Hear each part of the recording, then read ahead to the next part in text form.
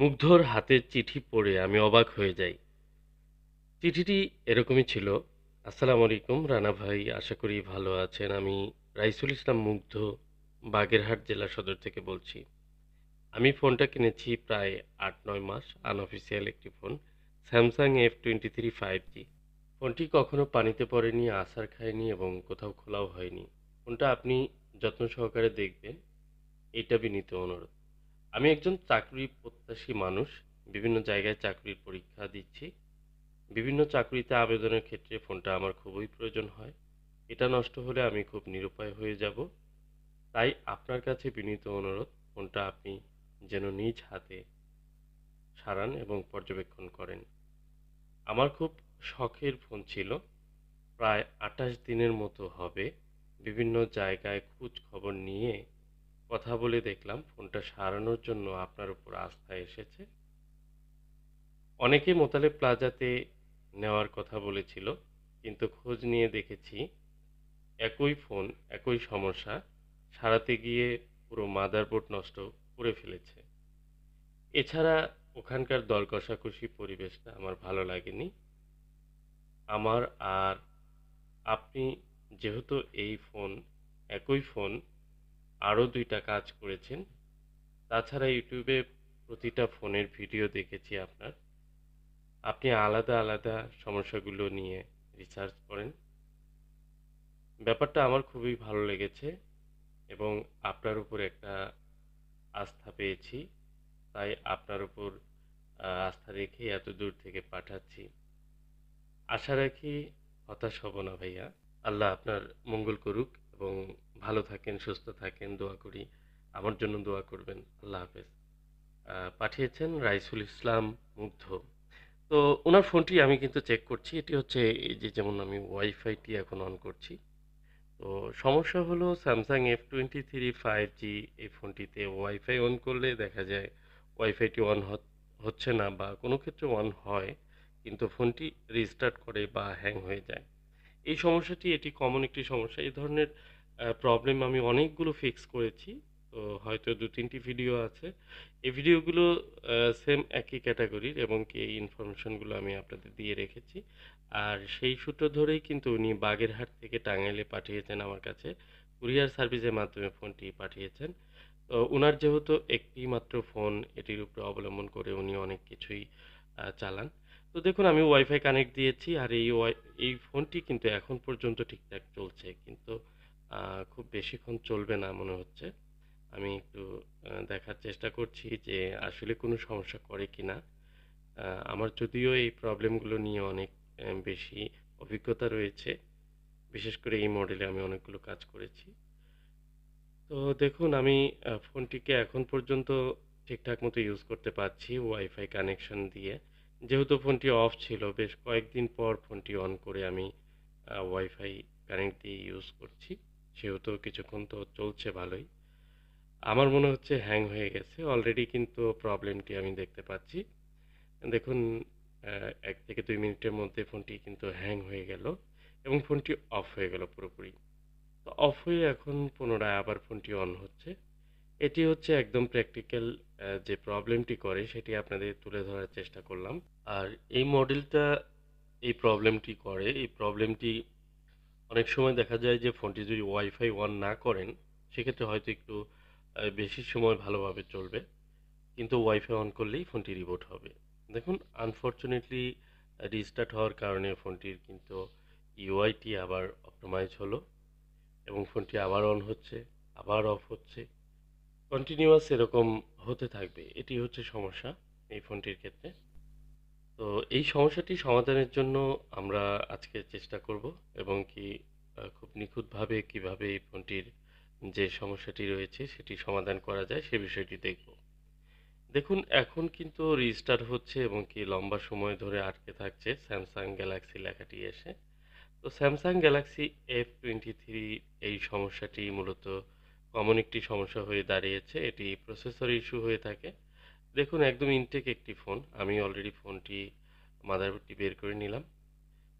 তো এই ফোনটির যে প্রসেসরটি যে অংশে রয়েছে আমি জাস্ট এই অংশটিকে উপরের যে পেপারটি রয়েছে বা একটি থার্মাল প্রোটেক্টর দেওয়া থাকে। এটিকে আমি ওপেন করে নেব। কারণ আমার প্রসেসরটি রিমুভ করে এটিকে নতুন করে রিবলিং করে ইনস্টল করতে হবে। এটি হচ্ছে প্রসেস। আর এই কাজটি করতে গিয়ে অনেক ফোন কিন্তু ডেড হচ্ছে। এই কথাটি আমার না। যিনি ফোনটি পাঠিয়েছেন মুগ্ধ ভাই উনি কিন্তু ২৮ দিন যাবৎ খোঁজখবর নিয়েছেন যে এই ফোনটি আসলে কোথায় ভালো করা যায় এবং কি অনেকেই সাজেস্ট করেছেন এবং মোতালেব প্লাজা উল্লেখ করেই বলেছেন যে ওখানে গিয়েও ফোনটি কিন্তু ডেড হয়েছে এরকম অনেক হিস্টোরি রয়েছে। তো আমি যেহেতু এই কাজগুলো করছি দীর্ঘদিন যাবৎ আপনারা জানেন যে শুধুমাত্র প্রসেসর নিয়ে কাজ করি। সো অনেক বিশ্বাস নিয়ে এবং কি অনেক কনফিডেন্স নিয়ে আমার কাছে পাঠিয়েছেন। তো এই যে একটি বিষয় আর ফোনটি এখনো খোলা হয়নি, হাত থেকে পড়েনি এবং এই ধরনের সমস্যা। তো আসলে যতটা আশা নিয়ে ফোন পাঠান ওই সময় ওনার চিঠি পড়ে আসলে সাধারণভাবেই কিন্তু একজন লোক যখন কাজ করবে তার কিন্তু নার্ভাস ফিলিংটা কাজ করবে। কারণ এত বেশি এক্সপেকটেশন যখন থাকে তখন কিন্তু কাজটি আমাকে শতভাগ ওইভাবেই করতে হবে। এ ধরনের একটি আ বাধ্যবাধকতা বা নিজের উপরে একটি প্রেশার মনে হয়। তো যাই হোক আমি চেষ্টা করছি সুন্দরভাবে কাজটি করার। তো এই কাজ যেহেতু এগুলো এভেইলেবল করি, কিন্তু দেখবেন অনেক সময় আছে যে অনেকেই এই ধরনের কাজগুলো করার সময় ফোনটি দিয়ে অপেক্ষা করে এবং বিভিন্ন প্রশ্ন জিজ্ঞেস করে বা সামনে দাঁড়িয়ে থাকে। অনেক সময় এই কাজগুলো কিন্তু প্রবলেম হয়ে যায়। তো আসলে নিয়ম হলো যে একটি কাজকে একদম টেনশন ফ্রি ভাবে করা এবং সেই কাজ করার সময় কেউ যেন কোনো বিরক্ত না করে বা কোনো ধরনের নার্ভাস ফিলিংস যেন কাজ না করে এই বিষয়টা খেয়াল রাখা। কারণ প্রসেসরের কাজগুলো আসলে যতটা সহজ আবার অনেকটাই কিন্তু ঝুঁকিপূর্ণ। এগুলো কাজ করতে গিয়ে জাস্ট প্রসেসরটি আনফরচুনেটলি যদি ডেড হয়ে যায়, বিশেষ করে এই যে এই ফোনটির প্রসেসরটি, এগুলো স্যামসাংয়ের মাদারবোর্ড বলতেই তো খুবই পাতলা এবং স্যামসাংয়ের মাদারবোর্ডগুলোর নিচের প্রিন্ট উঠে যায় এবং কি অতিরিক্ত হিট হলে বল ফুলে যায়। তো দেখুন আলহামদুলিল্লাহ সুন্দরভাবেই আইসিটি রিমুভ হয়েছে এবং নিচ থেকে অনেক এনসি বল কিন্তু উঠে যায়। ভয়ের কোনো কারণ নেই। আমি অলরেডি পিসিবি ক্লিন করে নিলাম এবং কি বেশ ধীরে সুস্থে সময় নিয়ে এগুলো করতে হয়। খুব সুন্দরভাবে প্রত্যেকটি বল আমি ক্লিন করে নিয়েছি। এবার আমি আইসিটি ক্লিন করব এবং আইসির যে আগের যে বলগুলো সম্পূর্ণ ক্লিন করতে হবে এবং যে গ্লু থাকে এই আঠাগুলো এগুলো পরিষ্কার করতে হবে এবং এরপর আমাকে রিবোলিং করে আইসিটি ইনস্টল করতে হবে। এই টোটাল প্রসেসটি খুব সুন্দরভাবে করতে হয় যেন কোনো ভুল না হয়ে যায়, কোনো সমস্যা না থাকে। তাহলে ফোনটি কিন্তু আগের মতো সচল হবে এবং কি যে সমস্যার জন্য আমরা মূলত আ এই কাজটি করছি সেটি সমাধান হয়ে যাবে। আর এই সমস্যাটি কেন হয় প্রসেসর থেকে? এ ধরনের প্রশ্ন আমরা অনেক সময় করে থাকি। দেখুন প্রসেসর থেকে এমন কিছু গুরুত্বপূর্ণ লাইন আছে যেগুলো মিসিং হয়ে যাওয়ার কারণেই কিন্তু এই সমস্যাগুলো হয়। আগের যে ফোনগুলো ছিল বা আগের যে প্রসেসরগুলো ছিল সেগুলোতে কোনো একটি সমস্যা থাকলেও কিন্তু ফোনগুলো চলতো। এরকম রিস্টার্ট বা হ্যাং হতো না। কিন্তু এখন যে প্রোটোকলগুলো ইউজ করা হয়েছে বা যেমন বর্তমানে I2C প্রোটোকলের যে লাইনগুলো, এগুলো যদি কোনো ফল্ট করে বা এই প্রোটোকলের লাইন মিস হলে আপনার ওয়াইফাই বা ব্লুটুথ অথবা আপনার কোনো ক্যামেরার লাইন অথবা কোনো অডিওর লাইন এগুলো মিস হলে দেখা যায় ফোনগুলো বিভিন্ন ধরনের মেসেজ বা ফোনটি রিস্টার্ট করা হ্যাং হওয়া বা আনফরচুনেটলি কোনো স্টপ এ ধরনের কোনো মেসেজ আসে। এই সমস্যাগুলো মূলত প্রসেসর থেকেই হয়। প্রসেসরের যে কানেকশনগুলো এগুলো আমরা আইডেন্টিফাই করলেই কিন্তু এগুলো বোঝা যায় যে এই প্রবলেমগুলো হচ্ছে বা এই জায়গা থেকে প্রবলেম হচ্ছে। আর কিছু কমন কাজ আছে যেগুলো আমি শেয়ার করে থাকি। দেখুন, এই ধরনের প্রসেসর ইস্যু নিয়ে আমার প্রচুর ভিডিও রয়েছে। আপনারা চাইলে অন্যান্য ভিডিওগুলো দেখতে পারেন এবং কি এই মডেলটি যেটি স্যামসাংয়ের আরও মডেল রয়েছে যেগুলোতে এই সমস্যাগুলো হয়। এই সমস্যাগুলো মূলত খুব দক্ষতার সাথে কাজগুলো করলে আশা করা যায় যে সুন্দরভাবে প্রবলেমগুলো ফিক্স করে আপনি আবার ফোনটি আগের মতো ইউজ করতে পারবেন। সুদূর বাগেরহাট থেকে মুগ্ধ ভাই ফোনটি পাঠিয়েছেন আমার কাছে। আসলে উনি অনেক আশা নিয়ে ফোনটি পাঠিয়েছেন যে প্রবলেমের জন্য এবং কি এ ধরনের ফোন বা এই মডেলের ফোন কিন্তু আরও অনেকেই নিয়ে আসেন। অনেকেই সরাসরি এসে কাজ করে নিয়ে যান এবং কি অনেকে কুরিয়ার সার্ভিসে পাঠান। তো অনেকদিন যাবৎ ভিডিও আসলে কন্টিনিউ করতে পারছি না। আর ভিডিও করার মতো সময়ও হচ্ছে না। কিন্তু ইতিমধ্যে প্রচুর পরিমাণে ফোন কিন্তু আমি কাজ করেছি। অনেকেই ফোনগুলো পাঠিয়েছেন যারা কুরিয়ার সার্ভিসের মাধ্যমে পাঠিয়েছেন। তাদের ফোনগুলো রিপেয়ার করে আবার তাদের কাছে পৌঁছে দিচ্ছি।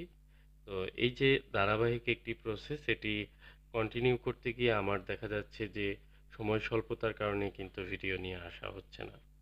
তো এ ধরনের কিছু কাজ যেগুলো আসলে মনে হয় যে ভিডিওগুলো আপনাদের সাথে শেয়ার করব, কিন্তু অনেক সময়ই হয়ে ওঠে না। আপনারা এই বিষয়টি ক্ষমা সুন্দর দৃষ্টিতে দেখবেন। তো আমি চেষ্টা করছি কন্টিনিউ করার। তো দেখুন স্যামসাংয়ের যে কোয়ালকম স্ন্যাপড্রাগন প্রসেসরটি SM7225 যে আইসিটি, এই আইসিটি কিন্তু অনেক ফোনে ইউজ করা হয়েছে এবং কি এই ধরনের সিম্পটমগুলো কিন্তু আমরা ফলো আপ রাখবো যে কোন কোন আইসিতে কোন কোন ফোনে এই মডেলটি ব্যবহার করা হয়েছে, এই ধরনের সিম্পটম আরও কোনো ফোনে হচ্ছে কিনা। আমি সবসময় আপনাদেরকে আপডেট জানানোর জন্য অনেক সময় ভিডিওগুলো নিয়ে আসি। আর কিছু স্পেশাল যে ফোনগুলো কাজগুলো থাকে এবং কি সেগুলোর ভিডিও দেওয়ার চেষ্টা করে থাকি। ইতিমধ্যে আমার কাছে অনেক ভিডিও জমা হয়ে আছে। আমি একে একে হয়তো পাবলিশ করতে থাকবো। আপনারা যদি পাশে থাকেন আর ভিডিওগুলো ভালো লাগলে লাইক করে কমেন্ট করে জানিয়ে দিবেন। দেখুন আমি চার্জে লাগাচ্ছি এবং কি ফোনটি দেখি চার্জিং অলরেডি লোগো চলে আসছে। আমি সম্পূর্ণ ফোনটি খুবই যত্ন সহকারে কাজটি করার চেষ্টা করছি।